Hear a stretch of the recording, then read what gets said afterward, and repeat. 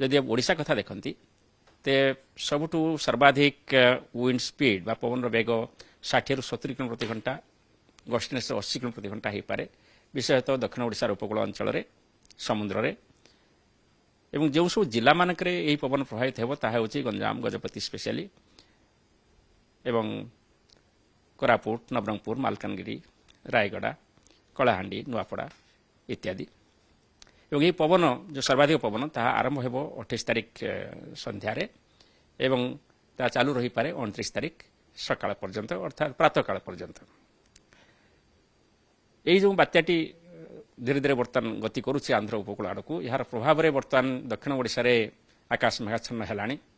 वर्षा मध्य हेउची गंजाम गजपति एवं निकटस्थ आभ्यंतरीण जिला मानकरे आज आमे आइसोलेटेड हेवी रेनफॉल एक्सपेक्ट करुछु विंड स्पीड आज